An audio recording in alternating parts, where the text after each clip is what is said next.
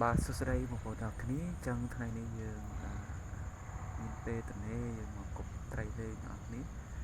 នៅនេះប្រឡងនេះវាមើលទៅវាស្អាតឃើញមកត្រីធំណាត្រីចាប់នុយល្អនៅនេះតែខ្ញុំមកនេះមកលេងនុយផ្លាស្ទិកទេបងប្អូនខ្ញុំអត់តែនុយដោយសារតែខ្ញុំទៅព្រៀនលេងដែរទេហើយសម្រាប់នុយនេះខ្ញុំទិញពីថៅប៉ាវទេជានុយមកពីចិនទេខ្ញុំមកតេស្តដល់មាននុយតូចតែផ្លែខ្ញុំមានត្រឹសតិចដល់ពីដោយសារតែអឺ